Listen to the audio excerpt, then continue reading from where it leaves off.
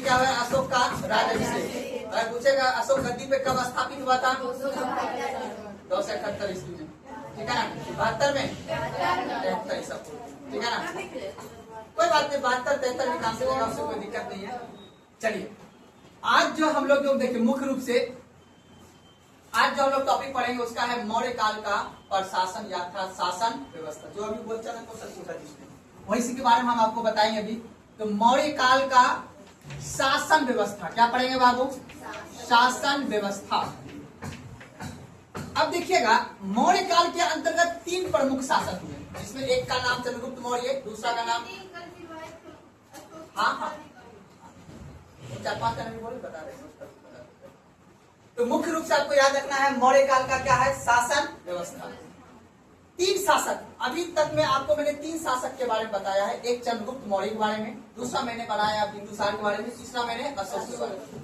अब कुछ जो शासक कहा जाता है कि अशोक के मृत्यु के बाद, ठीक है ना, अशोक ने 37 वर्षों तक शासन किया, ठीक है ना। उसके मृत्यु के बाद, उसके अंत के बाद कुछ शासक जो उत्तराधिकारी उसके आए उसका वर्णन उतना इतिहास में नहीं है, उनकी जानकारी प्राप्त अभी तक नहीं हो पाई। अशोक के उत्तराधिकारी का बात मैं कर रहा हूँ। जब अशोक का देहांत हो गया, उनके देहांत के बाद के उत्तराधिकारी आए हैं तो उसके बारे में उतना इतिहास में जानकारी प्राप्त, ठीक है। तो लगभग आपका मौर्य काल जो है अशोक पे ही क्या हो जाता है? खत्म हो जाता है। अब यह मौर्य काल में मुख्य रूप से आपने जो पढ़ा था, आप पहले बता देते हैं। एक तो आपने शासक के बारे में पढ़ा, जो 3 शासक थे उस तीनों शासक के बारे में आपने पढ़ा, चंद्रगुप्त मौर्य, बिंदुसार और अशोक के बारे में। अब जो टॉपिक हम लोग पढ़ेंगे वो पढ़ेंगे मौर्य काल का प्रशासन। क्या पढ़ेंगे जी? मौर्य काल का प्रशासन। अर्थात मौर्य काल जो पूरा 137 वर्षों का जो इतिहास है बाबू, इस कालखंड का ये पूरा का पूरा साम्राज्य का प्रशासन कैसे काम करता है। आपको पता है मौर्य काल का क्षेत्राधिकार कहाँ तक था बाबू? यानी मौर्य काल का जो साम्राज्य का क्षेत्र था उसका विस्तार कहाँ तक था जी? पता है ना? पूरा का पूरा सीरिया तक लगता था, नहीं लगता था? और दक्षिण आपको पता है कर्नाटक का क्षेत्र। ये पूरा का पूरा जो प्रशासन का क्षेत्र था बाबू, ये पूरा का प्रशासन क्षेत्र किस तरह से कार्य करता था? अर्थात ये पूरा का क्षेत्र का प्रशासन किस रूप में काम किया जाता था। तो अशोक यानी मौर्य काल की बात किया था। प्रशासन के बाद हम लोग पढ़ेंगे इसका सामाजिक स्थिति, इसकी आर्थिक स्थिति, इसकी धार्मिक स्थिति। समझ बात को ना? तो पूरा इस समय का अब देखो क्वेश्चन मुख्य रूप से अब यहाँ सवाल पूछता है, ये है मेन टॉपिक। इससे पहले तो आपने पढ़ा है ना, ये सिर्फ था शासक अर्थात जो राजा है ना उसको समझने की। जैसे आज मोदी जी के परिचय पढ़ लीजिएगा, उससे कोई फायदा है नहीं, लेकिन मोदी जी कैसे काम करते हैं अर्थात भारत की प्रशासनिक व्यवस्था भी किस तरह से काम चलता है, शासन व्यवस्था किस तरह से काम करता है, वो इम्पोर्टेंट है। तो आज अब ध्यान समझिएगा, एक तरफ ये क्या है बाबू? मौर्य काल का साम्राज्य। क्या है बाबू? मौर्य काल का साम्राज्य। ध्यान से समझिएगा। और उसके बाद आज वर्तमान की अगर हम बात करेंगे तो आपको वर्तमान में मेरा भारत देश किससे चलता है बाबू? संविधान से। किससे चलता है बाबू? तो ये जो मेरा भारत देश है बाबू, इस भारत देश का प्रशासन अभी वर्तमान में कैसे चलता है ये बात जानते हैं हम लोग? अगर वर्तमान का समझ जाइएगा तो आपका भविष्य का भी लगभग अनुमान चलाएगा। तो भविष्य अर्थात मौर्य काल से ही प्रेरित है वर्तमान के आज का प्रशासनिक व्यवस्था, ठीक है ना? अब देखो ध्यान समझना, आखिर आपको जो पढ़ाया जा रहा है मौर्य काल का प्रशासनिक व्यवस्था पर, अब देखो मुख्य रूप से विस्तार पूर्वक तरीका से, ठीक है ना, मुख्य रूप से एक विस्तृत तरीका से पहली बार प्रशासनिक कब निकला इतिहास में? मौर्य काल में। इससे पहले अगर आप पीछे जाओगे मगध में उतना प्रशासनिक व्यवस्था सही से सुचारू रूप से नहीं चल रहा था। इससे पहले वैदिक में जाओगे तो वहां पे जनपद बना ही था ही नहीं। उसके बाद हड़प्पा में जाओगे तो उसमें उतना प्रशासनिक नहीं, अर्थात मौर्य काल का प्रशासनिक। इसके बाद फिर हम लोग एक संगठित रूप में आएंगे गुप्त काल का प्रशासन। उसके बाद जब हम अर्ली मिडिवल में जाएंगे, चोल काल में जाएंगे, राजपूत काल में जाएंगे, तब जाके हर किसी शासक का देखेंगे वो अपना साम्राज्य का प्रशासन किस रूप में चलाता था, ठीक है ना? अब अगर हम बात करेंगे कि वर्तमान में, आपको याद है ना, वर्तमान भारत का प्रशासनिक व्यवस्था, ध्यान से समझिएगा और एक एक बात को हम कल समझा रहे हैं आपको। वर्तमान संविधान के प्रशासनिक व्यवस्था में आपको पता है एक होता है केंद्रीय शासन। क्या होता है बाबू? केंद्रीय शासन। और एक कौन होता है बाबू? राज्य। और एक कौन होता है? स्थानीय। होता ही नहीं होता है? अच्छा, 3 स्तर पर शासन व्यवस्था होना चाहिए, इसकी कल्पना किसने की? आज वर्तमान में देखते हो कि एक मोदी जी है ना जी, बोले जी केंद्र का शासन अपने पे है कि नहीं है, और एक राज्य का भी वर्तमान में बिहार का शासन चलता है, और एक आपके गांव में आप लोग देखते होंगे मुखिया और सरपंच। अर्थात हमारे देश में प्रशासनिक व्यवस्था कितने स्तर पर है? 3 स्तर पर वर्तमान में, आज भी है। आप हम लोग जो जनता है, हमारे पे 3 प्रशासनिक व्यवस्था है। एक केंद्र का शासन है, एक राज्य का है और एक स्थानीय। ये कल्पना आपको देखिएगा, ठीक इसी प्रकार की कल्पना आपको मौर्य काल के साम्राज्य में भी देखने को मिलेगा। मौर्य काल की साम्राज्य अर्थात मौर्य काल का प्रशासन भी कितने स्तर में था बाबू? 3 स्तर में था। एक केंद्रीय और राज्य के जगह यहां बोलना है प्रांतीय। क्या बोलना है? प्रांत या जनपद। और दूसरा था आपका नगरीय स्थानीय यानी नगरीय प्रशासन। अर्थात मौर्य काल का 3 प्रशासनिक स्तर था बाबू। एक था केंद्रीय प्रशासनिक स्तर, ठीक है, और एक था आपका प्रांतीय प्रशासनिक स्तर, और लास्ट था आपका नगरीय स्थानीय, ठीक है, नगरीय स्थानीय प्रशासन। अब तुलना करके हम आपको बता रहे, डायरेक्ट अगर हम आपको पढ़ाएंगे आपको समझ में नहीं आएगा, क्योंकि अभी आपको हर एक पदाधिकारी का नाम, जैसे आज से आपसे बोलूंगा कि बताओ शिक्षा विभाग का मंत्री कौन है, तो बता दोगे ना फटाक से? धर्मेंद्र प्रधान। वित्त मंत्री का प्रधान कौन है, तो बता दोगे ना? निर्मला सीतारमण। ठीक उसी प्रकार आपसे क्वेश्चन जो पूछेगा, यहाँ पे शब्द से क्वेश्चन पूछता है, निम्नलिखित में से कौन सा पदाधिकारी किस विभाग का अध्यक्ष था? किसके काल में? तो बाबू यहाँ से क्वेश्चन पूछता है ना जब, तो बनता नहीं। यहाँ से आईएएस में हर साल, यूपीएससी के एग्जाम में हर साल एक क्वेश्चन फिक्स है मौर्य के एडमिनिस्ट्रेशन से। और मौर्य के एडमिनिस्ट्रेशन के लगभग, अभी आप कल्पना में करके बताऊंगा, अभी मौर्य के प्रशासन से लगभग आपको 30 से यानी 50% के आसपास इसी प्रशासन से प्रेरित होके भारत की वर्तमान की प्रशासनिक व्यवस्था है। आज भारत की वर्तमान की प्रशासनिक व्यवस्था 3 स्तर में है। तो आपने देखा कि मौर्य काल के भी प्रशासनिक व्यवस्था कितने व्यवस्था में? आप बात करते हो अखंड भारत की, अखंड भारत की प्रशासनिक व्यवस्था को कबूल करना है, अगर अखंड भारत का निर्माण करना है, तो हमें ये देखना होगा कि मौर्य काल में जिस समय अशोक, चंद्रगुप्त मौर्य, बिंदुसार जब अपनी प्रशासनिक व्यवस्था को किस तरह से चलाता था, उसी से प्रेरित होके हमारे संविधान में बहुत सारे वर्ड थे। लोक कल्याणकारी राज्य की स्थापना किया जाएगा, आर्टिकल ऐसा कौन कहता है? 37 कहता है, नहीं कहता है? ये लोक कल्याणकारी राज्य की अवधारणा की संकल्पना हमने कहां से लिया है? कहा जाता है संविधान के आयरलैंड से लिया है। पता है ना आपको? डीपीएस भी लिया हमने, लेकिन हमारा इतिहास भी, अतीत भी ये कहता है, सम्राट अशोक ने कहा गया था कि हर व्यक्ति के लिए लोक कल्याणकारी राज्य की स्थापना किया जाना चाहिए। आपने पढ़ा था, नहीं पढ़ा था शिलालेख में? क्या बोले? 36-37 में है, तब किसमें है? तो थप्पड़ मारोगे आप में जी? 37 किसमें है जी? 37। आप लोग को ये भी नहीं पता है, राज्य के नीति तत्व के संदर्भ में परिभाषा राज्य का है 36, और 37 में है लोक कल्याणकारी राज्य की क्या किया जाएगा?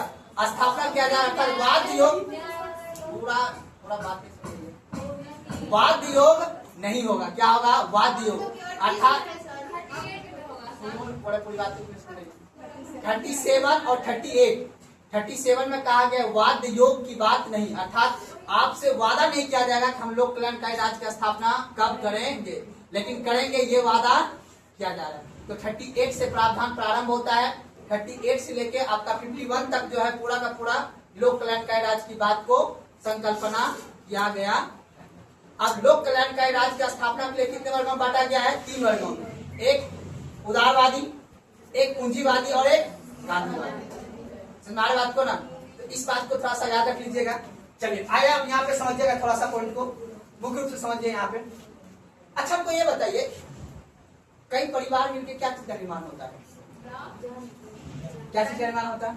कई परिवार मिलके एक गांव का निर्माण होता है ही नहीं होता है जी?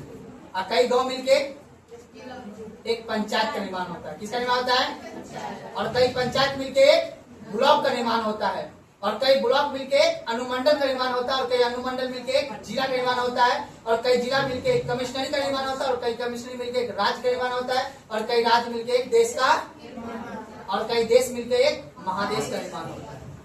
पता ही ना होता है? ये बात दिमाग में बैठा हुआ है कि लिखा मतलब समझाना पड़ेगा। आप उसी तरह आपको ये देखिएगा, ये जो पूरा का पूरा प्रांत बना हुआ है, यहाँ पे आपसे पूछा जाएगा कितने ग्राम मिलके एक विश्व का निर्माण होता है। विश्व का मतलब जिला, ठीक है ना।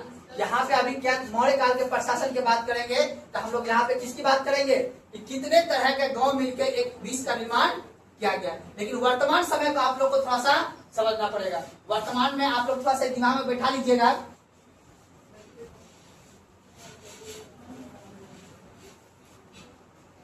आप बताइए। कहा जाता है कि कई परिवार मिलके, याद रखना है, कई परिवार मिलके क्या बनेगा बाबू? गांव। क्या बनेगा जी? इसी को बोलते कई परिवार मिलके गांव बनेगा, और कई गांव मिलके क्या बन जाएगा जी? बोलो, पंचायत बनेगा। ध्यान सुनना। और कई पंचायत मिलके क्या बनेगा बाबू? बोलो ना जी, ब्लॉक। जिसको हम लोग क्या बोलेंगे? प्रखंड यानी ब्लॉक। और कई ब्लॉक मिलके क्या बनेगा बाबू? Sub division. क्या बनेगा जी? Sub division. इसी को बोलते हैं हम लोग अनुमंडल। क्या बोलते हैं जी? अनुमंडल। और कई अनुमंडल मिलकर क्या बनेगा जी? बोलो, जिला। क्या बनेगा जी? जिला। और कई जिला मिलकर क्या बनेगा बाबू? परमंडल। क्या बनेगा? और कई परमंडल मिलकर क्या बनेगा बाबू? राज्य। और कई राज्य मिलकर क्या बनेगा बाबू? देश। अब देखिए, अगर किसी ने बात किया सीधे उसको निकालेंगे क्लास से। आज का टॉपिक बहुत हार्ड है, ठीक है। इसको मैं कोशिश ये बताने की कोई जरूरत नहीं है मुझे, मैं सीधा पढ़ाऊं कि यहाँ पे आ जाऊं और भाई भाई सब दिखा दूंगा, पल्ले नहीं पड़ेगा। समझाने का प्रयास करो, ध्यान से यहाँ से समझो वर्तमान समय का। उसके बाद चलना है यहाँ से 37 लगभग 2000 साल पीछे। 2000 साल पीछे चलोगे तो आप देखोगे कि मौर्य काल में अशोक या बिंदुसार ने किस तरह की कल्पना करके उन्होंने इस संरचना का निर्माण किया था, ठीक है ना। तो अब देखिए, कई परिवार मिलकर क्या बनता है जी? गाँव। और कई गाँव मिलकर पंचायत तक के विभाग में आपको पता है कि गाँव के व्यक्ति के द्वारा निर्वाचित किए हुए सदस्य से क्या चलता है? पंचायत का प्रशासन चलता है। आपने देखा होगा कि पंचायत में कौन होता है जी? मुखिया होता है ना जी, सरपंच होता है ना जी, उसका क्या होता है? चुनाव होता है। लेकिन पंचायत से ऊपर जब जाइएगा तो यहाँ पे सरकारी पदाधिकारी क्या होता है? कौन होता है जी? आप देखे होंगे ब्लॉक में कौन मालिक होता है जी? बीडीओ। कौन होता है जी? बीडीओ का चुनाव होता है? नहीं। ये सरकार का क्या है? प्रतिनिधि है, अर्थात सरकार का ये क्या है? अधिकारी है। अब वीडियो से ऊपर जाइएगा, सब डिवीजन में कौन होता है जी? एसडीएम। कौन होता है जी? Sub divisional magistrate. ये भी कौन है? चुनाव करके आते हैं? नहीं। अब उसके बाद जिला में भी जाइएगा तो कौन होता है? डीएम साहब। ये भी क्या होते हैं? चुन के आते हैं? नहीं। उसके बाद यहाँ पे जाइएगा तो ये चुन के आते हैं जी, जिसको हम डीसी बोलते हैं जी, डिविजनल कमिश्नर। हम लोग किस कमिश्नर में रहते हैं? बोलो ना जी, कितने कमिश्नरी है बिहार में? अभी 9 कमिश्नरी है ना जी। ये सब बेसिक बात जाने करो, सब कुछ मास्टर नहीं पढ़ाएगा, ठीक है ना। 2026 में तैयारी कर रहे हो। चलिए, अब याद रखिएगा, ये वर्तमान का भी क्या ये संरचना है। लेकिन आपको अगर पीछे अर्थात मौर्य काल के सम्राट को समझना है तो आपको इस तरह से आपको काम करना होगा। तो टॉपिक लिखिए मौर्य काल का शासन व्यवस्था। टॉपिक लिखिए मौर्य काल का शासन व्यवस्था। वो जो टॉपिक लिखा है ना, उसके लिए 5-6 लाइन 10 लाइन छोड़ दीजिएगा। मेन टॉपिक लिखिए मौर्य काल का शासन व्यवस्था। टॉपिक लिखिए मौर्य काल का शासन व्यवस्था। और जो अभी मैंने समझाया इसको दिमाग में थोड़ा सा बैठा के रखना है ताकि अभी समझाने में हमको आसानी हो। मौर्य काल के शासन व्यवस्था।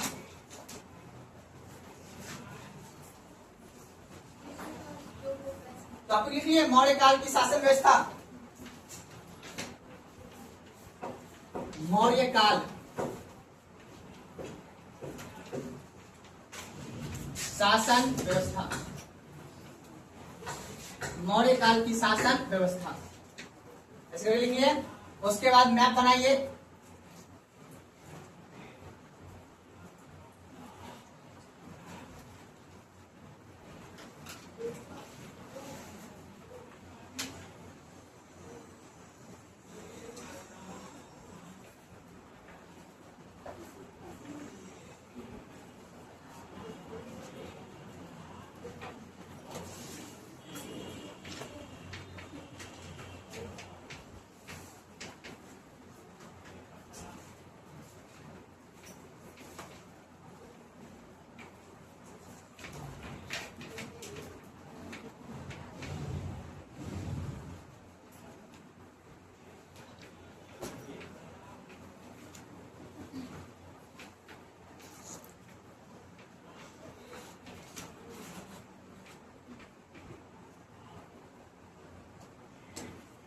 प्रांत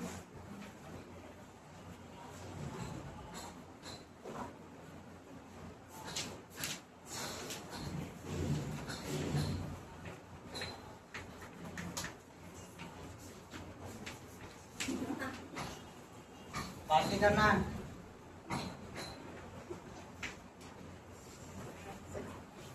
ये सभी किसका सम्राट है बाबू? अशोक का।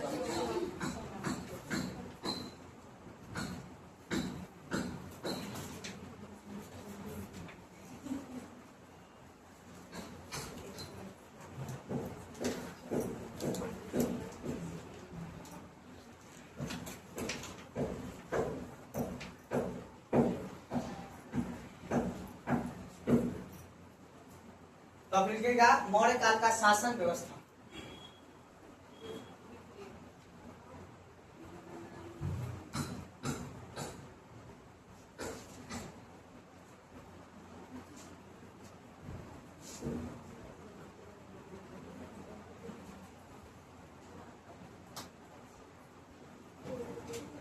देखिए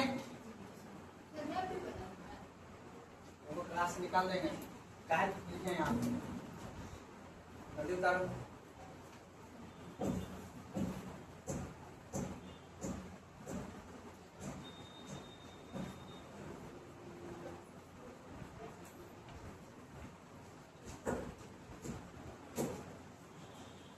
ये मानचित्र आपको ये साफ दिखाएगा कि कितना बड़ा भूभाग का क्षेत्र था। इसे 5 प्रांतों में बांटा गया है। कितने प्रांतों में? 5। अभी 4 का नाम लिखा, एक नाम अभी और बताऊंगा मैं आपको। ये 5 प्रांत में किस तरह से प्रशासनिक व्यवस्था चला जाते थे और पूरा क्षेत्र में किस तरह से व्यवस्था चला जाता था, ये भी हमें समझना है। और मैंने बताया 3 प्रकार की, एक केंद्रीय व्यवस्था, एक प्रांतीय व्यवस्था और दूसरा नगरीय व्यवस्था।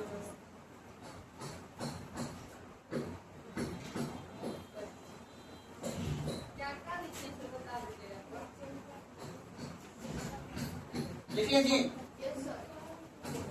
चलिए एक का नाम लिख लीजिएगा आप लोग।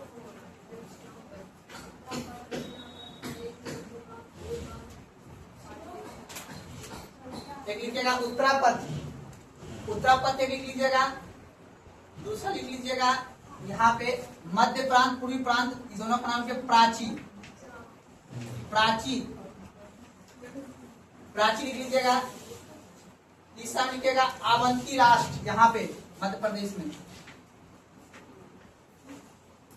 आवंती राष्ट्र, और कलिंग और दक्षिणापन। बस 5 हो गया।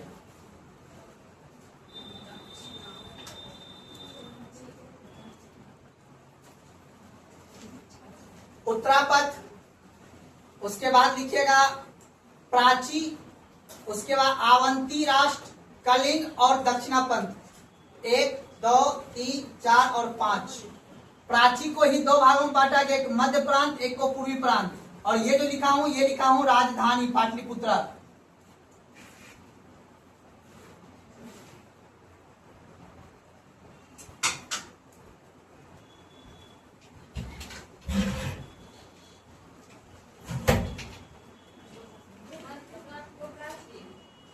हाँ, देखिए चलिए अब थोड़ा सा प्यार से।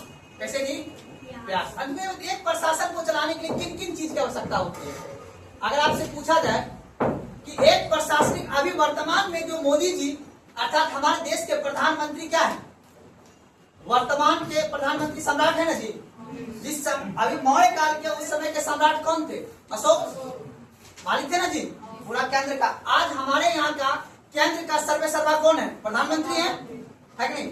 अब प्रधानमंत्री इस प्रशासन को चलाने के लिए कौन कौन सी व्यवस्था करना पड़ता है, समझ बात को ना।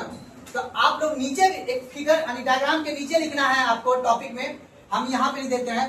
सबसे पहला आप लोग को लिखना है केंद्रीय, बात नहीं, केंद्रीय प्रशासन, केंद्रीय प्रशासन। फिर दूसरा लिखना है यहाँ पे प्रांतीय प्रशासन। केंद्रीय प्रशासन किसका? मौर्य काल का। प्रांतीय प्रशासन किसका? मौर्य काल का। उसके बाद लिखिएगा नगरीय, नगरीय प्रशासन। लिखिए उसके बाद लिखिएगा सैन्य प्रशासन, सैन्य समझते हो ना, सैनिक वाला। हाँ, तो मौर्य काल के पास कितना सेना था, उस सेना के अध्यक्ष का क्या नाम था, और उस सेना में कौन कौन से विभाग थे, सारा क्वेश्चन पूछता है बाबू, डीप में जाके क्वेश्चन पूछता है। तो केंद्रीय प्रशासन, प्रांतीय प्रशासन, नगरीय प्रशासन, और लास्ट में क्या लिखना है, लास्ट नहीं और भी है, सैन्य प्रशासन। उसके बाद लिखना है गुप्तचर प्रशासन। गुप्तचर का नाम सुने हो ना, जैसे आज का रॉ आईबी वगैरह है ना, उस समय भी था गुप्तचर प्रशासन। हमने बोला कि वर्तमान की प्रशासनिक व्यवस्था किससे प्रेरित है, आधा से अधिक मौर्य काल के एडमिनिस्ट्रेशन व्यवस्था से, ठीक है ना। तो सैन्य प्रशासन के बाद लिखना है यहाँ पे गुप्तचर, गुप्तचर प्रशासन, और लास्ट में लिख देना है आपको राजस्व, राजस्व प्रशासन। इतने प्रशासन को आपको पढ़ना है, तब जाके आपका खत्म होगा टॉपिक मौर्य काल का शासन व्यवस्था। आज पढ़ेंगे और कल पढ़ेंगे, तब 2 दिन में ये टॉपिक सारा खत्म हो जाएगा। तो पहले हम लोग पढ़ेंगे केंद्रीय प्रशासन, फिर पढ़ेंगे प्रांतीय, फिर पढ़ेंगे नगरीय, फिर सैन्य प्रशासन, गुप्तचर प्रशासन और राजस्व प्रशासन। वैसे करके लिखा है यहाँ पे, हम ऐसे लिखा है वैसे लिखिए, क्वेश्चन सोल्व नहीं होगा, फिर पेज भरना है सिर्फ।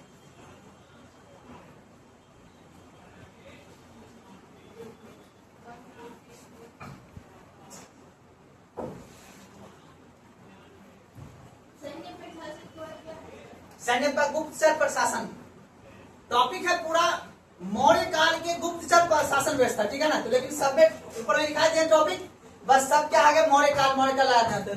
मौर्य काल का केंद्रीय प्रशासन किस तरह से काम करता था, मौर्य काल के प्रांतीय प्रशासन व्यवस्था किस तरह से काम करता था, फिर नगरीय प्रशासन व्यवस्था किस तरह से काम करता था, फिर सैन्य प्रशासन, फिर गुप्तचर और लास्ट में राजस्व प्रशासन। आज अगर आपसे पूछा जाएगा कि राजस्व अधिकारी कौन होता है,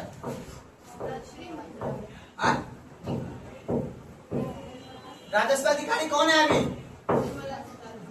बोलो ना जी। आप लोग जमीन लिखवाने गए हो कभी, रजिस्ट्री नहीं गए हो करवाने ऑफिस में?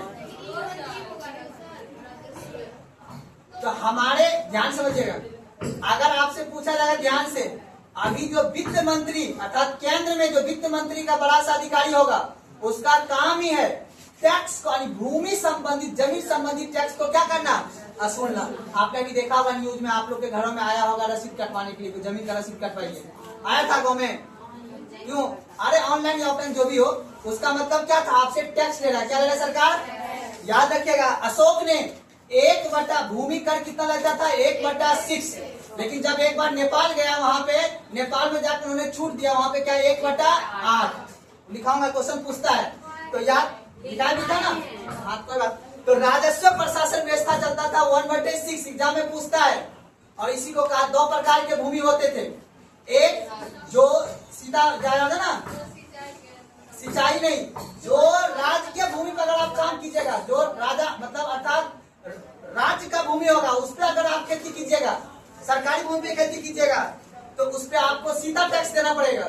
जो आपका निजी जमीन होगा, उस पर अलग प्रकार का आपको कर देना पड़ेगा। तो अभी ये देखो बाबू, ये टॉपिक थोड़ा हार्ड है, यहां से क्वेश्चन पूछता है। मौर्य काल का मेन प्रासंगिकता ये है, आज जो हम लोग को इतिहास से पढ़ाया जाता है, प्राचीन काल के इतिहास क्यों पढ़ाने की जरूरत है? नहीं, अशोक के बारे में नहीं। अशोक इतना बड़ा राजा था, ये प्रांत इतना बड़ा क्षेत्र को वो कैसे संभालता था, ये बड़ी बात है, ठीक है ना। तो अब इसके बारे में हम लोग क्या करेंगे, एक एक करके अध्ययन करेंगे। तो पहला टॉपिक लिखिए, मौर्य काल का केंद्रीय प्रशासन। टॉपिक लिखिए पहला, मौर्य काल का केंद्रीय प्रशासन।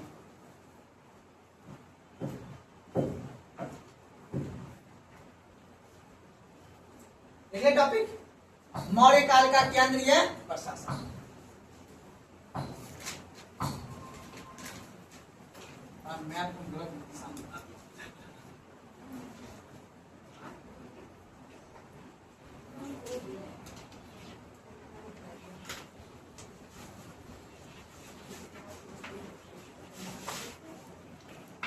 चलिए अब देखिएगा टॉपिक क्या लिखे जी, केंद्रीय प्रशासन। क्या लिखे हैं जी, केंद्रीय प्रशासन। एक डायग्राम बनाना पड़ेगा, उसके बाद काम हो जाएगा। केंद्रीय प्रशासन, अब देखो पूरा का पूरा मौर्य प्रशासन का नियंत्रण कहां जाता था पाटलिपुत्रा से। कहां से किया जाता था जी? पूरा का पूरा, यानी केंद्र का शासन। जैसे आज पूरा का पूरा देश कहां संभाला जाता है? दिल्ली संभाला जाता है जी। दिल्ली में बैठा हुआ जो प्रधानमंत्री साहब है, पूरा कर्नाटक, तमिलनाडु, आंध्र प्रदेश, पूरा नागालैंड, मणिपुर, मिजोरम, पूरा का पूरा जम्मू कश्मीर, लद्दाख, पूरा का नियंत्रण कहां से होता है? दिल्ली से। ठीक उसी प्रकार अशोक के कालखंड का जो साम्राज्य चलता था, उस समय का पूरा नियंत्रण कहां से होता था बाबू? पाटलिपुत्रा से। पाटलिपुत्रा से, ठीक है। अब ये पाटलिपुत्रा से याद रखना है, पूछता क्वेश्चन, पाटलिपुत्रा से कौन सा प्रशासन संभाला जाता था? केंद्रीय प्रशासन। क्या संभाला जाता था? तो देखो, सबसे पहले कौन होता था बाबू? सम्राट। कौन होता था जी? नाम सुने हो? जैसे आज सबसे बड़ा कौन है जी? मोदी जी। कौन है जी? मोदी जी के बाद, मोदी जी बाद कौन है? मोदी जी बाद कौन है? कैबिनेट मंत्री। कौन है? अरे अमित शाह वगैरह नहीं है। तो उस समय यानी मौर्य काल, बात नहीं, ध्यान समझना, पद का नाम समझना। मौर्य काल का केंद्र प्रशासन, पहले बड़ा पद कौन होता था? सम्राट का। जैसे आज का पीएम, प्रधानमंत्री। उसके बाद होता था मंत्रिना। क्या होता था? मंत्रिना। जैसे वर्तमान का कैबिनेट मंत्री। क्या में पूछा गया सवाल है ये? समझावत करो। दूसरा नंबर कौन होता था? मंत्रिना। यानी ये भी लिख देता हूं, वर्तमान के कैबिनेट मंत्री। सोचो, यानी पहले तुम सवाल नहीं करो, पहले समझो। जो पूछे बीच में तुम रोक नहीं सकती है, निकाल देंगे क्लास से। जब पढ़ा है सब बात आएगा, एकदम पूरा टॉपिक खत्म होगा। नहीं समझेगी सवाल करना बाद में। तुम्हारे मन में जो सवाल आएगा ऐसे थोड़ी कि तुम्हारे लिए रुक जाएंगे। पहले क्या होता था? सम्राट। दूसरा क्या होता था? मंत्रिना। यानी वर्तमान के जो कैबिनेट मंत्री होते थे, कौन उस समय के था? मंत्रिना। इसका जैसे आज कैबिनेट मंत्री में 10 से 15 सदस्य होते हैं ना, और मंत्री परिषद में ज्यादा सदस्य होते हैं, 75 सदस्य होते हैं ना आज वर्तमान में, पता है ना। तो ठीक उसी प्रकार मंत्रिना में कम सदस्य होते थे, और मंत्री परिषद में क्या होते थे? अधिक सदस्य होते थे। मंत्री परिषद, समझ आगे बात को? तो मंत्री परिषद होते थे, उसके बाद होते थे तीर्थ। इसी को बोलते हैं विभाग। क्या बोलते हैं जी? विभाग। ठीक है। 18 विभाग। जैसे आज मंत्रालय होते हैं ना, मंत्रालय होते हैं ना जी, कि हाँ ये विभाग का ये मंत्रालय है, जैसे होते हैं ना, होते हैं। तो पहले होते थे सम्राट, फिर मंत्रिना, उसके बाद मंत्री परिषद, उसके बाद होते थे तीर्थ, और उसके बाद होते थे अध्यक्ष। कौन होते थे बाबू? अध्यक्ष। तो याद रखना, तीर्थ विभाग की संख्या कितना था? 18। अध्यक्ष की संख्या कितना था? हर विभाग का एक बड़े जो पदाधिकारी होते थे उसको क्या बोलते थे? अध्यक्ष। अध्यक्ष की संख्या कितने थे? 18, सॉरी 26। और तीर्थ अर्थात विभाग की संख्या कितने थे? ये है आपका केंद्रीय प्रशासन का हयाती। सुना ना? तो उसके बाद हम पढ़ेंगे प्रांतीय प्रशासन। प्रांत में प्रांत का मेन मालिक होता था कुमार, जिसको आर्य पुत्र भी कहा जाता है। जैसे आज का राज्य का मालिक कौन? मुख्यमंत्री है ना, अर्थात राज्यपाल है ना। तो उस समय जो प्रांत के मालिक हुआ करते थे उसको बोलते थे कुमार। जैसे आज का मुख्यमंत्री है ना मालिक, सुना बात को, और पूरा देश का मालिक प्रधानमंत्री।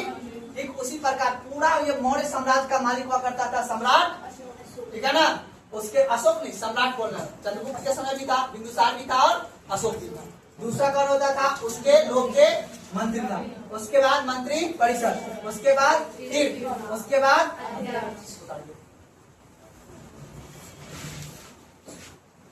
एक मंत्री की जगह यहाँ पे लिख देते हैं। और इसका वेतन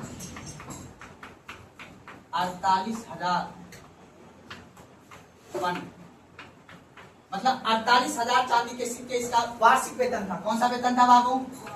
वार्षिक। ये याद रखना है, वार्षिक वेतन।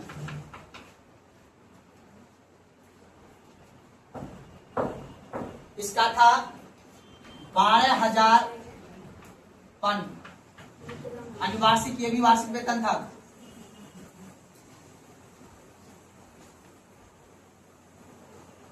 इसको कहते थे, इसको देते थे 1,000 पन वार्षिक वेतन।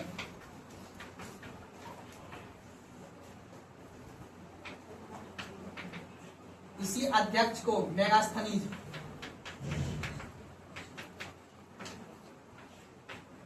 ठीक है ना। इसी अध्यक्ष को मेगास्थनीय ने क्या कहा था, मजिस्ट्रेट। क्या कहा था, मजिस्ट्रेट।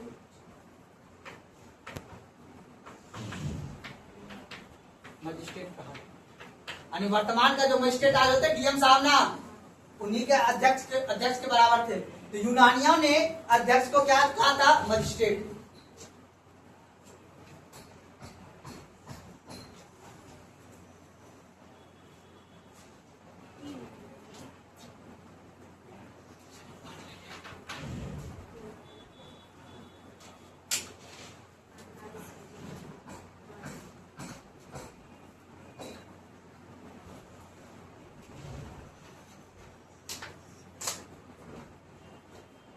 क्या है सर?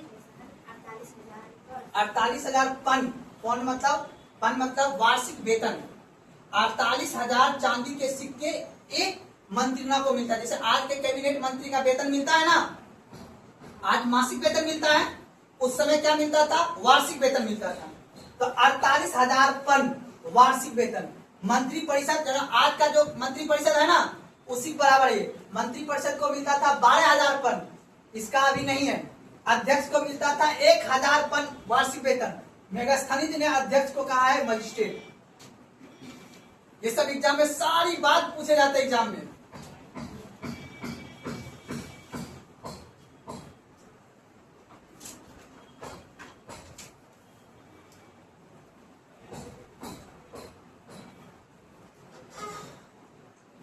सोच सकते हो कि इतना बड़ा भूभाग अर्थात इतना बड़ा क्षेत्रफल को चलाने के लिए सम्राट अशोक ने किस तरह का प्रशासनिक व्यवस्था बनाया था, और ये आज भी प्रासंगिक है और आगे भी रहेगा।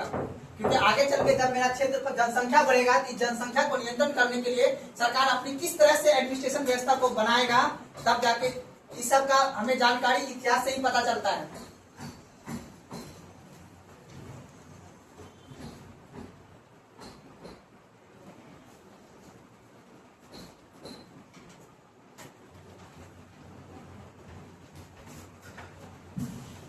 हो गया, चलिए कुछ पेज भर लेते हैं उसके बाद।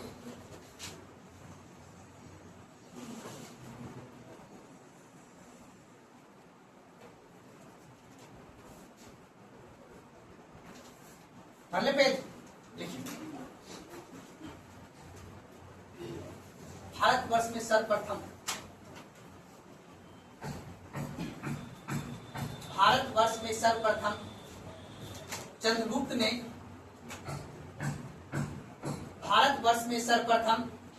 चंद्रगुप्त ने चंद्रगुप्त ने राजनीतिक केंद्रीकरण की स्थापना किया था।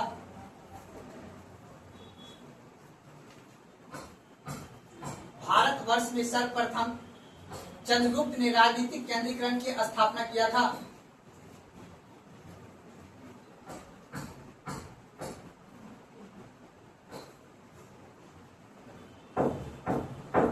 आगे चलकर अशोक ने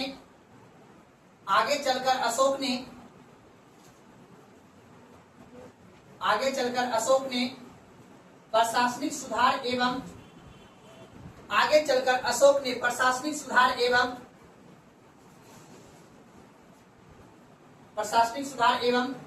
कल्याणकारी स्वरूप प्रदान किया था। आगे चलकर अशोक ने प्रशासनिक सुधार एवं कल्याणकारी स्वरूप प्रदान किया था।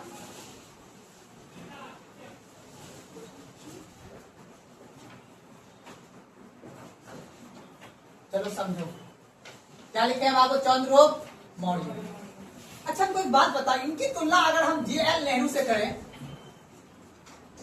अर्थात जिस समय मेरा देश आजाद हुआ, आजाद होने के बाद मेरा प्रशासनिक व्यवस्था इस तरह से नहीं था। अर्थात आज का जो वर्तमान की प्रशासनिक व्यवस्था दिख रहा है, डीएम, कलेक्टर, एसपी, पंचायती राज वगैरह दिख रहा है, आपको दिख रहा है ना। क्या अंग्रेज जब हमें छोड़ के गया, अर्थात अंग्रेज से जब हम आजादी लिए, तो मेरा प्रशासनिक व्यवस्था को पूरा का पूरा स्थापित करने का जिम्मेदारी किस पे था? जो वर्तमान उस समय कौन थे? प्रधानमंत्री होंगे जवाहरलाल नेहरू। आज मोदी जी हैं, तो मोदी जी क्या किए, इसी भारत के पूरा का पूरा जो प्रशासनिक व्यवस्था, इसको सुधार करके कल्याणकारी रूप में प्रदान करना है। अर्थात इस प्रशासनिक व्यवस्था को सुधार करके हमें कल्याणकारी स्वरूप देना है। तो आज हमको एक बात बताओ, जो जिस समय प्रांत बनेगा अर्थात जिसमें देश बनेगा उसका पहला राजा का कार्य कुछ अलग रहेगा, उसके बाद के जो राजा आएंगे उसका कार्य अलग होंगे।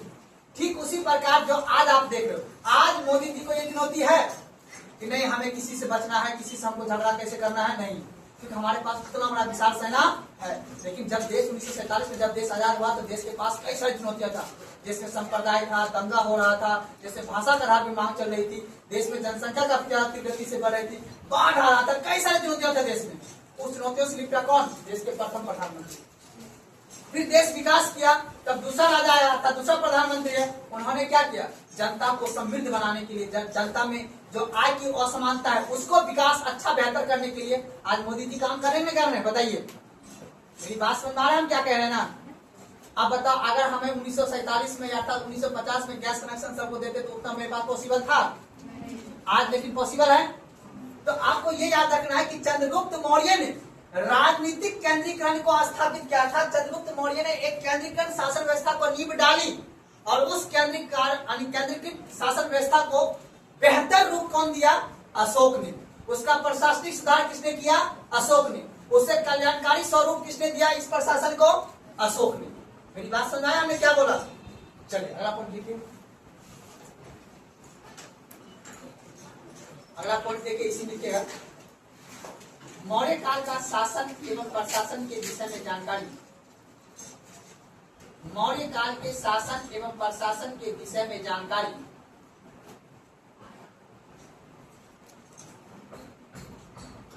मौर्य काल के शासन एवं प्रशासन के विषय में जानकारी अर्थात सोर्स। ठीक है ना, हम जो पढ़ रहे हैं अभी इसके बारे में हमें सोर्स कहाँ से मिले हैं, ठीक है ना? तो लिखिएगा जानकारी। कौटिल्य के अर्थशास्त्र, कौटिल्य के अर्थशास्त्र,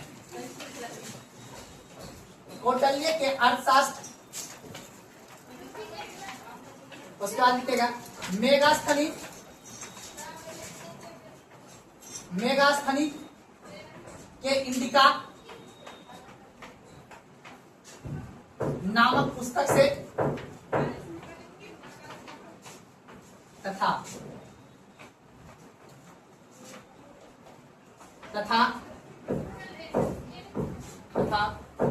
रुद्रदामन के गिरनार शिलालेख से, तथा रुद्रदामन के गिरनार शिलालेख से और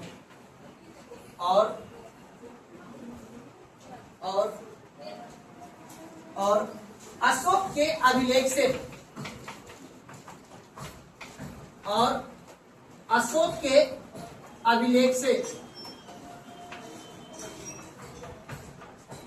ये चार सोर्स से हमें जो है मौर्य काल के प्रशासन के बारे में क्या मिलता है? जानकारी प्राप्त होता है। पहला कौटिल्य के अर्थशास्त्र से, आपने नाम सुना होगा सप्तांग सिद्धांत, नाम सुने हो ना? मौर्य वंश के जो प्रशासन में सप्तांग सिद्धांत था, अर्थात शरीर के जो ये 7 अंग है, इस 7 अंग के आधार पे कौटिल्य ने मौर्य काल के प्रशासन व्यवस्था को निखारा था। उसके बाद आपने देखा था कि सेल्यूकस निकेटर ने क्या भेजा था? राजदूत भेजा था। किसके दरबार में आया था मेगास्थनीज? बताओ। अशोक के चंद्रगुप्त मौर्य। आप बताओ, अगर आपसे पूछा जाएगा कि बिंदुसार के दरबार में कौन सा राजदूत आए थे? एंटियोकस। बोलो ना, आया ना जी? जी सर, देखो कह रहा है टाइम मेकर है ना जी, सारी बात क्या है तो याद है। अब ये मेगास्थनीज ने क्या लिखा था? कौन सा पुस्तक लिखा था जी? इंडिका पुस्तक। तो इस इंडिका पुस्तक से और कौटिल्य के अर्थशास्त्र से और रुद्रदामन के गिरनार अभिलेख से और अशोक के अभिलेख से, इन चारों सोर्स से हमें किसके बारे में पता चलता है? मौर्य काल के शासन व्यवस्था के बारे में पता चलता है। कोई दिक्कत? अब आपको इन चारों स्टेटमेंट के आधार पर क्वेश्चन सोल्व कर लेना। 2 पॉइंट दिखाया हूँ। पहला वाला पॉइंट आपको क्वेश्चन पूछ सकता है स्टेटमेंट वाला, ठीक है ना, कि केंद्रीकृत शासन व्यवस्था और उसके बाद उस शासन व्यवस्था को सुधारने और कल्याणकारी स्वरूप किसने दिया था ये, और दूसरा पॉइंट में लिखा गया सोर्स। पहला पॉइंट लिखिएगा अगला पॉइंट लिखिएगा बाद में, अगला पॉइंट लिखिएगा।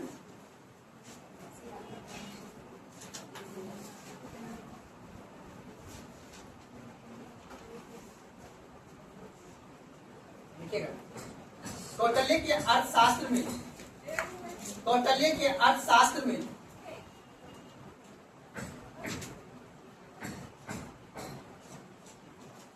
कौटिल्य के अर्थशास्त्र में सप्तांग सिद्धांत दिया गया है। कौटिल्य के अर्थशास्त्र में सप्तांग सिद्धांत दिया हुआ है।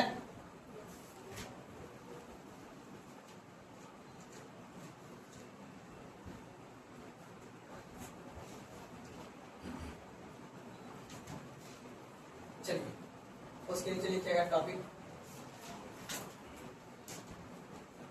लिखिएगा केंद्रीय प्रशासन, छोटा सा पॉइंट लिख दीजिएगा, केंद्रीय प्रशासन। वही टॉपिक है, उसकी भूमिका मैंने अभी लिखा है, इतना 4-5 पॉइंट लिखा है ना। ये केंद्रीय प्रशासन का क्या है, इंट्रोडक्शन है, परिचय। अब मेन किसके बारे में पढ़ेंगे, केंद्रीय प्रशासन के बारे में, ठीक है। मौर्य काल की शासन व्यवस्था, मौर्य काल की शासन व्यवस्था, मौर्य काल की शासन व्यवस्था राजतंत्रात्मक था। मौर्य काल की शासन व्यवस्था राजतंत्रात्मक था। अंडरलाइन कर दीजिएगा राजतंत्रात्मक का। मौर्य काल की शासन व्यवस्था राजतंत्र, राजतंत्र का मतलब समझ रहे हो ना। राजा का एक बेटा क्या बनेगा, चंद्रगुप्त का बेटा कौन था, तो बिंदुसार राजा बना था ना। अब बिंदुसार का बेटा अशोक, तो अशोक भी क्या बना, राजा ही रहा। डायरेक्ट उसके लिए ये सब वैकेंसी नहीं था, सीधा वैकेंसी सम्राट बनने का था। समझ रहे बात को ना। जैसे राहुल गांधी, राहुल गांधी के लिए सीधा कौन सा पद खाली है, आईएएस का फॉर्म भरा है राहुल गांधी। जिसका बाप जिसका दादी जो प्रधानमंत्री हो उसके लिए आईएएस का फॉर्म भरना जरूरी है। तो यूपीएससी एग्जाम देंगे वो, सीधे उसको क्या बनना है। वही बात है लालू यादव का बेटा, कभी फॉर्म भरा होगा बीपीएससी का, सीधे उसके लिए एक ही विकल्प है, क्या बनना है। इसको कौन सी व्यवस्था बोलते हैं, राजतंत्रात्मक। वो तो बात मैंने बोला, अपन लोग तो लड़ भी नहीं सकते हैं, है नहीं जी। नाम लड़ोगे, लड़ोगे ना आगे चल के। क्या लिखे, मौर्य काल शासन व्यवस्था एक कौन सा था बाबू, राजतंत्रात्मक व्यवस्था, जिसका संपूर्ण शक्ति, लिखिएगा जिसका संपूर्ण शक्ति, जिसका संपूर्ण शक्ति, जिसका संपूर्ण शक्ति सम्राट में निहित था, जिसका संपूर्ण शक्ति सम्राट में निहित था।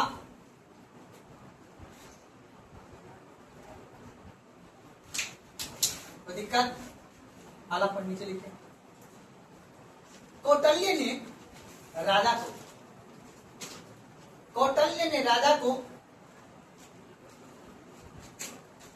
कौटिल्य ने राजा को धर्म प्रवर्तक या विधि निर्माता कहा था। कौटिल्य ने राजा को धर्म प्रवर्तक या विधि निर्माता कहा था। पूछा जाता है एग्जाम में क्वेश्चन कि धर्म प्रवर्तक किसे कहा जाता है, सम्राट को।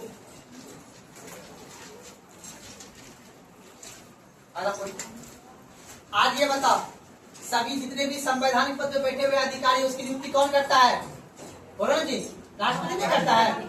और राष्ट्रपति किसके सलाह पे करता है, प्रधानमंत्री के सलाह पे। तो याद रखना, सम्राट हर एक सभी संवैधानिक पदों का नियुक्ति करता था उस समय भी। तो लिखिए, सम्राट ही साम्राज्य के सभी महत्वपूर्ण अधिकारों का, सम्राट ही, अगला पॉइंट है, सम्राट ही साम्राज्य के सभी अधिकारियों का, सम्राट ही साम्राज्य के सभी अधिकारियों का नियुक्ति करता था।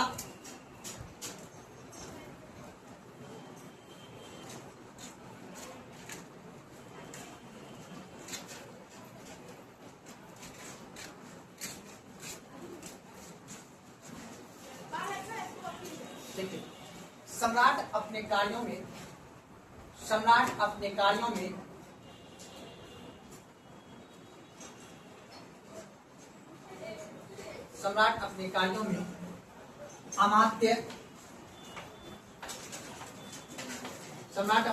में अमात्य कोमा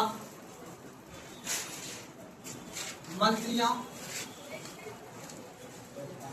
सम्राट अपने कार्यों में अमात्य कोमा मंत्रियों तथा अधिकारियों का सहायता लेता था।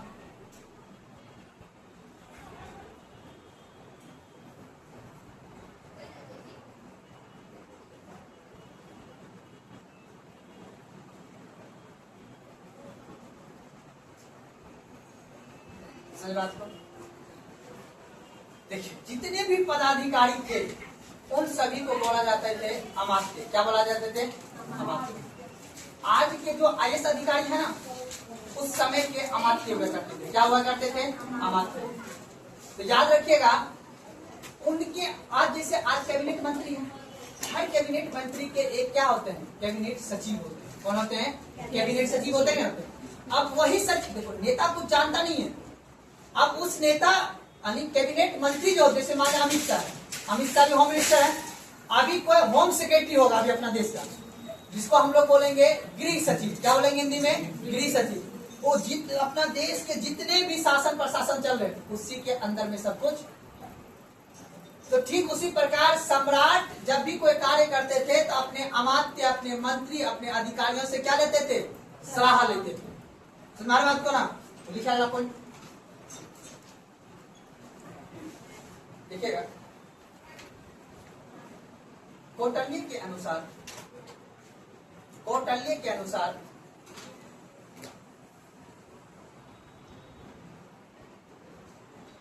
अच्छी बातें हैं लिखना।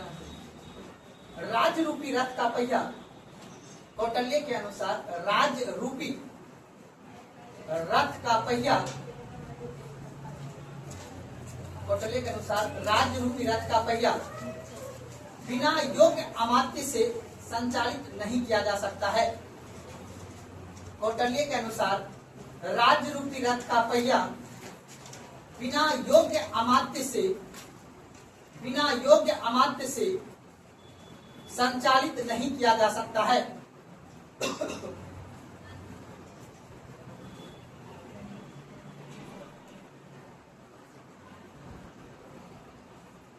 यह अमात्य सम्राट के कार्यों में सहायता करते थे।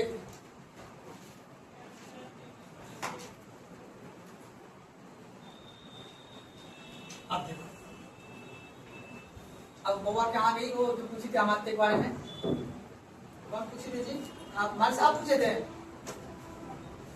आप पूछे थे अमात्य, आप समझाते हैं अमात्य। अब देखो यहाँ का है, जब देखो टीचर को पता है कि जब आगे चल के आएगा, एक तो मैं टॉपिक बहुत धीरे धीरे चल रहा है। तुम लोग हो 2G आदमी, तुम लोग कौन सा हो? 2G। तुम लोग का दिमाग है 2G वाला। हमारे पास दो विकल्प है, एक तो फटाफट बिना कहे निकल जाए, समझा के तो टाइम हो जाएगा। हमारा कोशिश है कि कम से कम मोटा मोटी आपको समझा। अब अच्छा आपको एक बात बता, अभी हमारा कौन है? ये जी मोदी जी। चमचमा तो चेहरा देखते हो मोदी जी का ना। अब मोदी जी यहाँ पे है, मोदी जी का घर ये है। अब मोदी जी के बगल में कौन बैठा रहता है? कैबिनेट मंत्री। कैबिनेट बगल में मंत्री परिषद। बोले ना आया जी, आज हमारे देश में पूरा पार्लियामेंट में कितने सदस्य हैं? पार्लियामेंट में कितने सदस्य है जी बताओ? संसद में कितने सदस्य है? 543 सदस्य है जो संसद में बैठते हैं। इसमें से याद रखना 75 को जो सदस्य होंगे वही क्या बने होंगे? मंत्री। क्या बने होंगे जी? मंत्री। अब इसी में होते होंगे, जैसे कोई होता होगा स्वास्थ्य विभाग का मंत्री, कोई होता होगा खेल विभाग का मंत्री, कोई होता होगा शिक्षा विभाग का मंत्री, बताओ ना, कोई सेना विभाग का मंत्री होगा कि नहीं होगा? अब इसी मंत्री में कुछ जो इम्पोर्टेंट मंत्रालय होते हैं, जैसे वित्त मंत्रालय, विदेश मंत्रालय, रेलवे मंत्रालय, गृह मंत्रालय, इन सभी को हम बोलते हैं कैबिनेट मंत्री। क्या बोलते हैं? आप न्यूज में सुनते होंगे आज कैबिनेट की बैठक बैठी, सुने तो हो ना। अभी हाल ही में बैठा था किसकी? मंत्री परिषद की। मंत्री परिषद की बैठक बैठती है 2 साल 1.5 साल में। अब कैबिनेट की बैठक बैठेगा हर आपको 1 महीना, हर 1-1.5 महीना 2 महीना में हर कैबिनेट का बैठक बैठता रहता है। तो कैबिनेट मंत्री में 10 से 15 सदस्य होंगे और मंत्री परिषद में 75 सदस्य होंगे। कितने सदस्य होंगे? तो मंत्री परिषद के तुलना में कैबिनेट मंत्री की संख्या क्या होता है? कम होता है। तो अब समझो बात, अब आ जाओ पीछे चलो। अब अशोक की, तो वर्तमान की बात बता। अशोक के समय में क्या था? सम्राट अशोक में एक होता था कौन बाबू? सम्राट। और सम्राट क्या करता था? सम्राट के बगल में एक होता था मंत्रिना। क्या होता था? मंत्रिना, ठीक है ना। और उसके बाद तीसरा लेयर कौन सा होता था? मंत्री परिषद। अब याद रखना, हर मंत्रिना के सदस्य, याद रखना, हर मंत्रिना के सहायता के लिए, हर मंत्रिना के सदस्य के सहायता के लिए एक अमात्य होता था। ये क्या होता था? अमात्य। जैसे मैंने अभी बताया कि हर एक कैबिनेट मंत्री के सहायता के लिए एक कैबिनेट सचिव होते हैं ना, होते ना होते।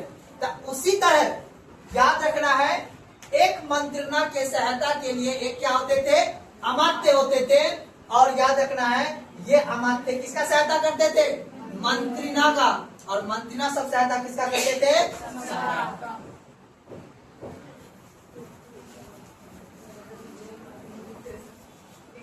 चलिए बात नहीं, लिखिए अगला पॉइंट, एक पॉइंट लिखिए।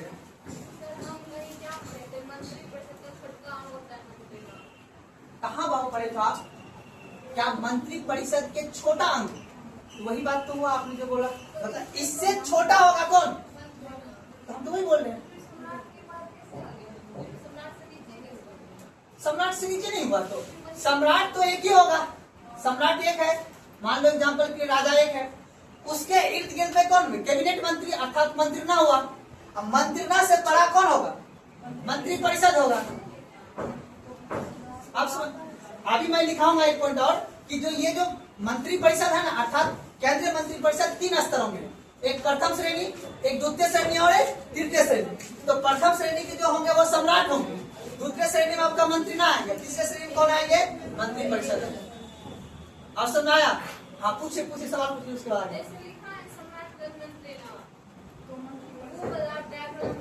हाँ हाँ,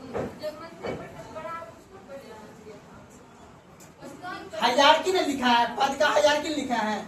जैसे मान लीजिए सबसे बड़ा पद आज राष्ट्रपति है, उसके बाद ना प्रधानमंत्री आएगा जी, है ना बात को। जैसे कि हमने आपको समझाया था प्रशासन, तो पहले आएगा कौन? सम्राट आएगा। सम्राट के बाद कौन आएगा? मंत्रिना आएगा, आएगा ना आएगा। शक्तिशाली में जी मंत्रिना के बाद कौन आएगा? मंत्री परिषद आएगा। मंत्री परिषद के बाद कौन आएंगे? तीर्थकर आएंगे, अर्थात विभाग के होंगे। उसके बाद कौन आएंगे? अध्यक्ष आएंगे। ये पद का हायरार्की किसके पास कितनी शक्ति है, हम वो पद का हायरार्की बताए ना। सबसे ऊपर सम्राट, उसके ऊपर उसके नीचे मंत्रिना, उसके ऊपर मंत्री परिषद, उसके नीचे तीर्थ, उसके नीचे अध्यक्ष। जैसे आज भी है, सबसे ऊपर डीएम, उसके बाद एसडीएम, उसके बाद सीओ साहब अर्थात बीडीओ साहब, नाम सुने हो ना। बीडीओ साहब के नीचे होता है पंचायत सेवक, पंचायत समिति जिसको हम लोग बोलते हैं, नाम सुने हो ना। वही पद का हायरार्की है, राज्य में भी है, देश में भी है। आप पूछिए, अब कोई दिक्कत नहीं, कल पूछ लीजिएगा, आज पहले पढ़ा देते हैं, ठीक है। कल आराम से जाके जो आईएएस पढ़ाता होगा ना एकेडमी फिलिप का, उनका कौन सा चैनल है यूट्यूब पे, पीडब्ल्यू फलना फलना फलना जितना भी है, बड़का मास्टर होगा जो पढ़ाता होगा, हम आईएएस 2 लाख जो फीस देता है, उससे पढ़ के फिर आप मेरे पास आइएगा, ठीक है। उसके बाद मिलान करना है। आज क्या लिखे जी? लास्ट टाइम बताइए क्या लिखे? लास्ट टाइम क्या लिखे? सहायता करते थे। यह निम्न श्रेणी के होते थे, यह निम्न श्रेणी के होते। तो थोड़ा सा डायग्राम बना लेना है, अगर आप मजा आ जाएगा ना, समझाने में हमको आसानी रहेगा, आपको भी।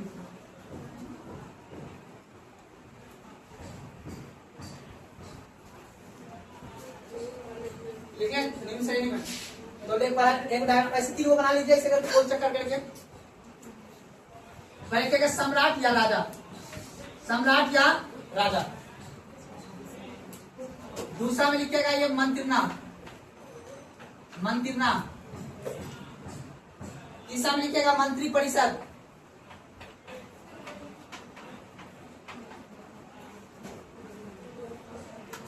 मंत्रिपरिषद के बाद लिखेगा विभाग, तीर्थकर यानी तीर्थ्य, तीर्थ या विभाग। उसके बाद लिखेगा अध्यक्ष,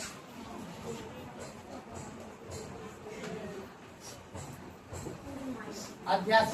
इसकी संख्या होती थी 26, इसकी संख्या होती थी 18। और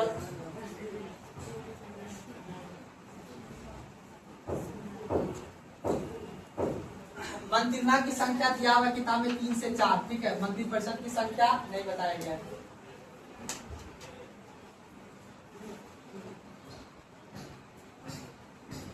बीच आप लोग बना लीजिएगा समझने के लिए, ज्यादा उसमें कुछ नहीं है।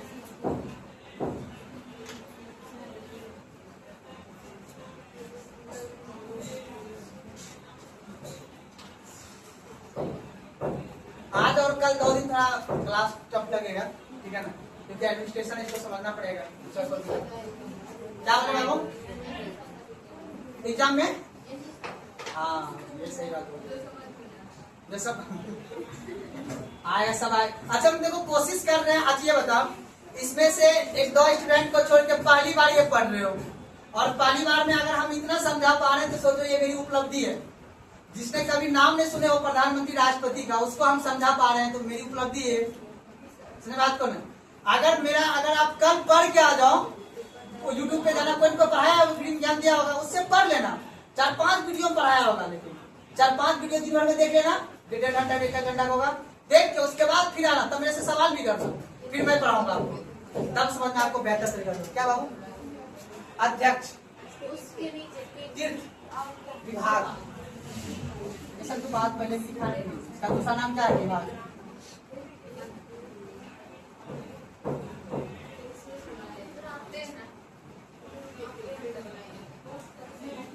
चलिए ठीक है, लिखिए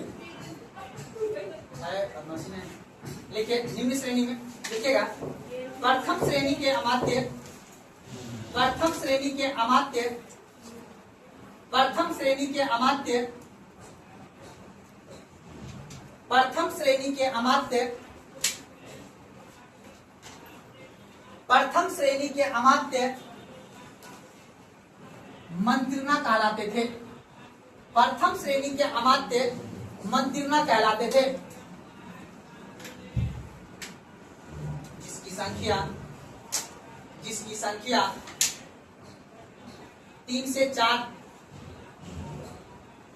होती थी।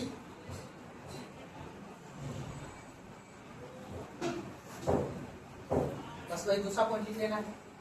द्वितीय श्रेणी के अमात्य, द्वितीय श्रेणी के अमात्य, द्वितीय श्रेणी के अमात्य मंत्री परिषद के सदस्य होते थे। द्वितीय श्रेणी के अमात्य मंत्री परिषद के सदस्य होते थे। मंत्री परिषद बोल रहा हूं, याद रखिएगा, सदस्य होते थे। तृतीय श्रेणी के अमात्य, तृतीय श्रेणी के अमात्य विभागीय अध्यक्ष होते थे। तृतीय श्रेणी के अमात्य विभागीय अध्यक्ष होते थे।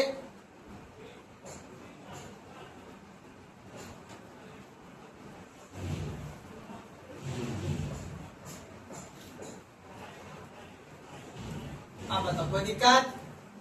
यहां तक में कोई दिक्कत है तो बताइए। अब एक एक करके बारे में पढ़ना पड़ेगा बाबू। पहले पढ़ेंगे राजा के बारे में, नहीं पढ़ेंगे, राजा तो जान ही हो, एक ही है। किसके बारे में पढ़ेंगे? उसके बाद, उसके बाद, उसके बाद इस सब 18 को नाम लिखना है। 26 का नाम कौन पूछेगा? हमको भी नहीं पता है। पूछ देगा कि ये बताओ थल सेना के विभाग अध्यक्ष को किस नाम से जाना जाता था? क्वेश्चन पूछ देगा, बनाना पड़ेगा। यही से क्वेश्चन पूछता है एग्जाम में। आज 2026 में पूछा चला गया जमाना कि कलिंग युद्ध किसने किया था, कब हुआ था, राजन से, ये सब जमाना, ये सब पढ़ के आदमी IAS बन चुका है। हम अपन लोग के ले दे के बचाए भारी कुछ, ठीक है ना। तो टॉपिक लिखे मंत्रिणा, मंत्रिणा, मंत्रिणा। थके हो क्या नहीं ना जी? छुट्टी दे दें? भी नहीं लग रहा है? अनुप्रिया छुट्टी दे दें?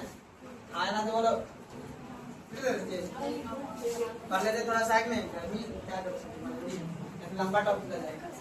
अच्छा एक बात बताओ, अब बात नहीं समझो, ये वर्तमान का क्या है बाबू आज के समय का? कैबिनेट। आज हमको ये बताओ कैबिनेट में आज कौन कौन है?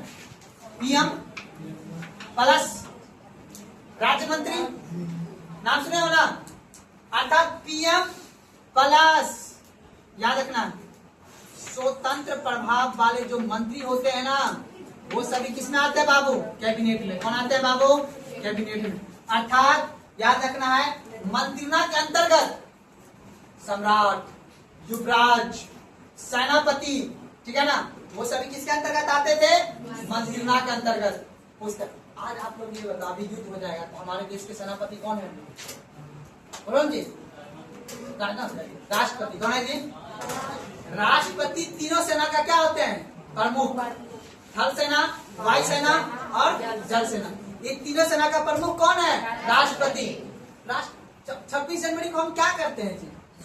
शक्ति का प्रदर्शन नहीं करते हैं? हमारे सेना प्रमुख भाषण नहीं देते 26 जनवरी को, और उस पर फिर हम लोग परेड निकालते हैं ना। 26 जनवरी का मतलब है रिपब्लिक डे। रिपब्लिक डे को क्या बोलते हैं? गणतंत्र दिवस। गणतंत्र का मतलब है हम सभी देशवासियों सब एक क्या है? यूनाइट है। और यूनाइट होके हमारा देखिए शक्ति क्या है, हम पूरा विश्व को बताते हैं देखिए मेरे पास ये मिसाइल है, ये सेना है, इतना कुछ है, हमारे देश की ये विविधता है, ये संस्कृति है, ये कल्चर है। रिपब्लिक डे के दिन, अब 15 अगस्त के दिन स्वतंत्रता दिवस, ठीक है ना, हम स्वतंत्र हुए तो क्या क्या अचीव किया। स्वतंत्रता दिवस में आपको प्रधानमंत्री भाषण देगा, और रिपब्लिक डे में कौन देंगे? सेना प्रमुख अर्थात राष्ट्रपति। सुना बात को ना? गुड, लिखिए आप। ये सब बेसिक बेसिक बात जाना करो, ठीक है ना, मजा नहीं आएगा इसे। लिखिएगा मंत्रिमंडल, लिखिएगा इसमें, लिखिएगा इसमें, इसमें, इसमें युवराज, कोमा प्रधानमंत्री, प्रधानमंत्री, कोमा सेनापति,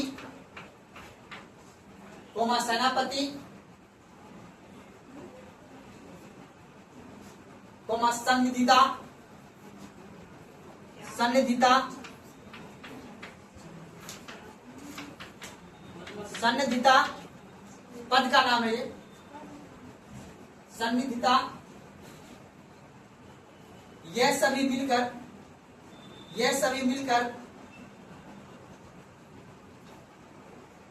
मंत्रिमंडल का निर्माण करते थे।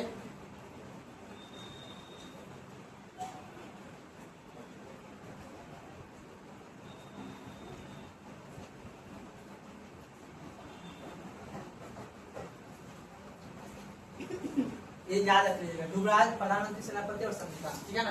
देखिएगा, यह मंत्रिमंडल मुख्य रूप से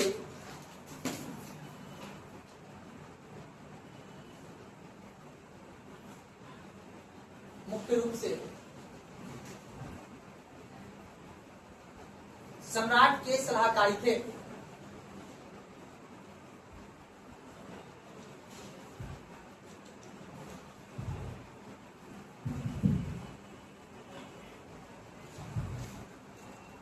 इसकी तुलना वर्तमान के, इसकी तुलना वर्तमान के, इसकी तुलना वर्तमान के कैबिनेट मंत्री से की जा सकती है।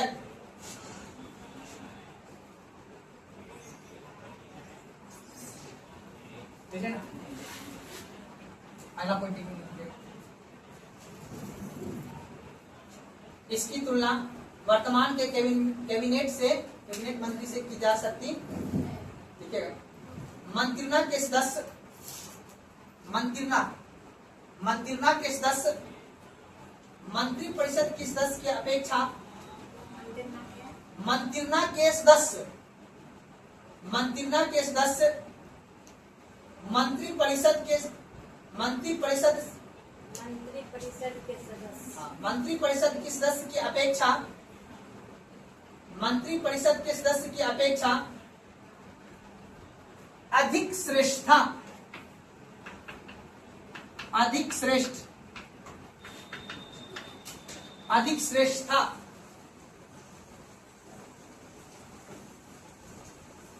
क्या हुआ इस लाइन का मतलब?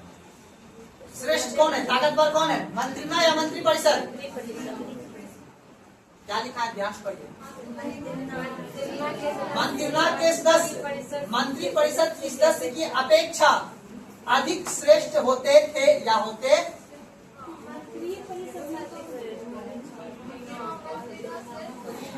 हुआ ना? क्या बोली बाबू ने? तुम थोड़ा 11 बजे उठाओ यार, ऐसे काम नहीं चलेगा। क्या पढ़ी तुम? क्या लिखा है? जब तुम पढ़ती टाइम एंड वर्क का जो क्वेश्चन बनाती हो, उसमें कहता है ना फलना के तुलना में, कहता है ना, उसके परिप्रेक्ष्य में इसको ये छोटा सा लाइन घुमाए तो मुझे भी नहीं समझ पाई। इसको बोल सर आप उस टाइम क्या बोले थे? वही बात बोले दिल्ली का। आप बोले श्रेष्ठ कौन है? आगे बढ़ो। देखिए अब बताओ, एक वर्ड लिखाने की जरूरत नहीं, पहले समझ लो। 48,000 पन उसका वार्षिक वेतन था, किसका? उस समय लिखा दिया वहां पे, एक वर्ड लिखने की कोई जरूरत नहीं। चलिए अगला लिखिए मंत्री परिषद। अगला लिखिए पहला द्वितीय श्रेणी में मंत्री परिषद, टॉपिक लिखिए मंत्री परिषद।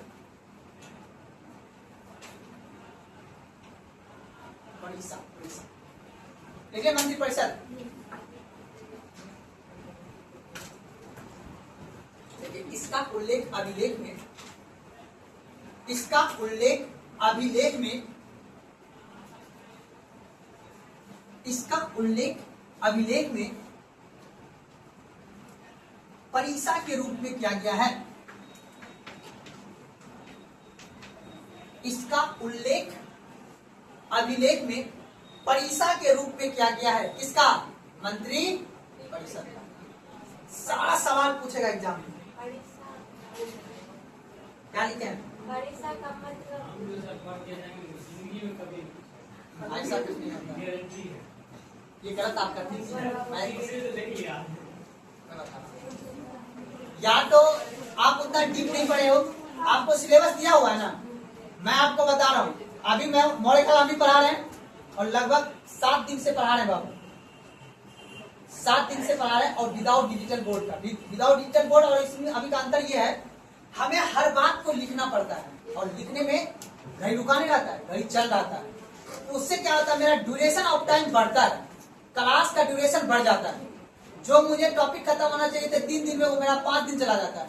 ऊपर से मेरे पास जो बच्चे हो कमजोर दिमाग के हैं, और आप जो कहते हो कि सर हम जो पढ़ के जाते, नहीं, आप या तो कंप्लीट नहीं पढ़ के जाते हो, या आपको लगता है कि जितना मैंने पढ़ लिया वही क्या है, पर्याप्त है। क्या लिखे? परिसा। अब क्या पूछे? परिसा का अर्थ मतलब पूछे ना, ये मतलब तो अशोक ही बताएगा, हम तो नहीं बता पाएंगे। हमने क्या लिखा है? शब्द का मतलब वही पूछो जहां जरूरत हो। हमने बोला कि मंत्री परिषद का उल्लेख जो है अभिलेख में अशोक क्या करता है? परिषद शब्द का। ठीक है, आगे देखिए मंत्री परिषद का कार्य, मंत्री परिषद का कार्य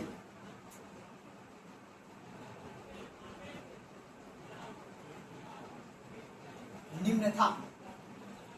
मंत्री परिषद का कार्य निम्न था। रोमन में पॉइंट दे देंगे, लिख लीजिएगा, स्टेटमेंट में पूछ सकता है, लिखिएगा।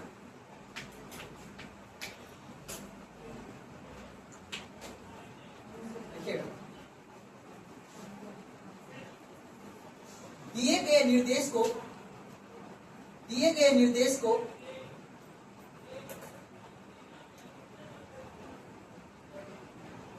पालन करना,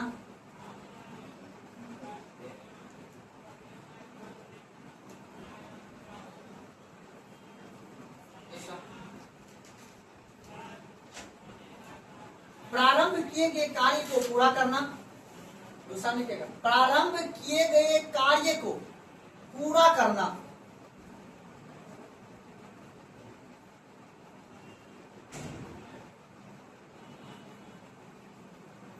नेक्स्ट पूर्ण कार्य में सुधार करना। नेक्स्ट पूर्ण कार्य में सुधार करना।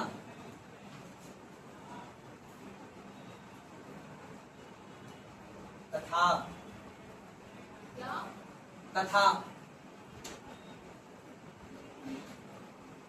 राजा का निर्देश को तथा राजा के निर्देश को कठोरता से पालन करवाना तथा राजा के निर्देश को कठोरता से पालन करवाना।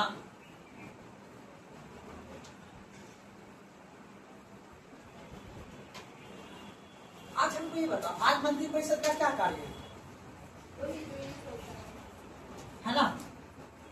तो कहने का मतलब जो वर्तमान के जो मंत्री परिषद की संरचना है उसका है कि हर एक विभाग का अपने अपने तरीका से जो सरकार ने दायित्व दिया है उस दायित्व का निर्वहन करना। आज मान लेते हैं शिक्षा प्रधान जो क्या नाम धर्मेंद्र प्रधान जो है, अब बताओ उसके समय नीट का पेपर लीक हुआ ना, अब प्रधानमंत्री पूछेगा ना कि हमने जो आपको जिम्मेदारी दिया है कि सही से बच्चे का शिक्षा का होना चाहिए, वो आपने दायित्व नहीं हटाओ पद सही से, है ना? या फिर आप मान लेते हैं कोई पथ विभाग जैसे नितिन गडकरी अभी ट्रांसपोर्टेशन विभाग का मालिक है ना, कहीं पुल टूट जाएगा, रोड खराब हो जाएगा तो जिम्मेदार कौन होगा? पथ विभाग का मंत्री होगा। तो उसका सर्वेक्षण करने का काम किसका होगा? राजा का, अर्थात सम्राट का। सम्राट उसको चाहेगा तो उसे पद से हटा देगा। सुना तो मंत्री परिषद का मुख्य कार्य आला पर लिखेगा, इनका वार्षिक वेतन, इसका वार्षिक वेतन, इसका वार्षिक वेतन 12,000 पंथा।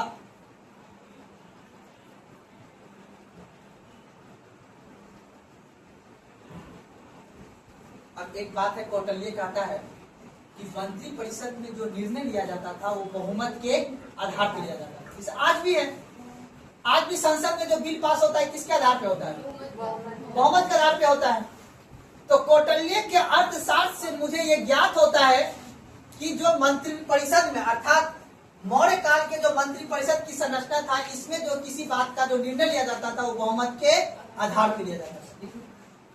कौटिल्य के अनुसार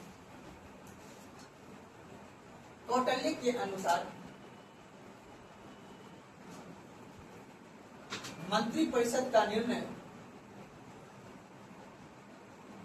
कौटिल्य के अनुसार मंत्री परिषद का निर्णय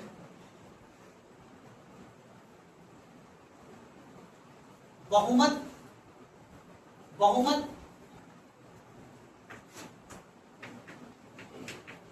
लिखिए, ब्रैकेट लिखिएगा भूइष्ठ, ब्रैकेट लिखिएगा भूइष्ठ, भूइष्ठ जो है ये, हाँ उस समय के शब्द करना, ब्रैकेट बस लीजिएगा, के अनुसार मंत्री परिषद का निर्णय बहुमत से होते थे।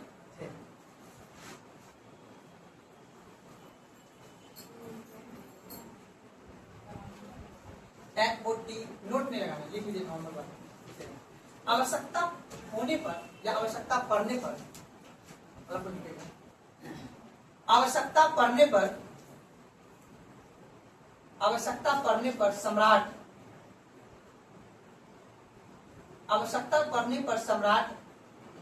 मंत्री परिषद के बहुमत के विरुद्ध, आवश्यकता पड़ने पर सम्राट मंत्री परिषद के बहुमत के विरुद्ध निर्णय कर सकता था।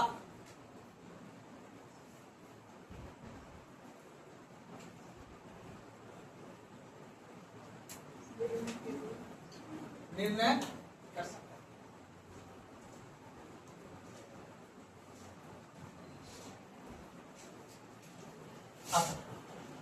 है। सम्राट पढ़ लिए, मंत्री न पढ़ लिए, मंत्री परिषद पढ़ लिए, अब क्या पढ़ेंगे? कॉपी लिखिए, ब्रैकेट में विभाग, कितनी संख्या है इसकी? 18 पढ़ना पड़ेगा, क्या कर सकते मजबूरी। क्वेश्चन किससे पूछेगा हमको नहीं पता, ठीक है ना? आप बोलोगे तो स्किप कर देंगे, कोई दिक्कत नहीं, ऐड ऑन स्किप कर देंगे, आ जाएंगे मेन पॉइंट पे, आगे नहीं है ना? टॉपिक क्या लिखे जी? अच्छा टाइम मतलब है ना, कोई दिक्कत है ना? अब बोलो रहने दे। अच्छा एक दो पॉइंट लेते हैं उसके बाद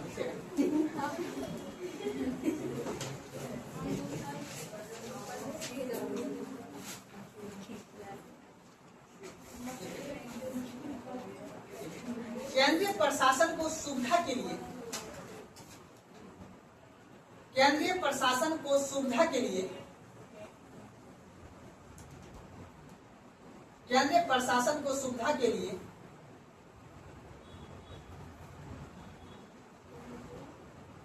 केंद्रीय प्रशासन को सुविधा के लिए अनेक विभागों में बांटा गया था, अनेक विभागों में बांटा गया था, फुल स्टॉप। प्रत्येक विभाग को तीर्थ कहा जाता था, प्रत्येक विभाग को तीर्थ कहा जाता था। अर्थशास्त्र में, फुल स्टॉप देखिए, अर्थशास्त्र में 18 तीर्थों का, ब्रैकेट में पदाधिकारी, अर्थशास्त्र में 18 तीर्थों का, ब्रैकेट में पदाधिकारी, अर्थशास्त्र में 18 तीर्थों का वर्णन किया गया है, जो निम्न है, खाली से आप बंद कीजिए।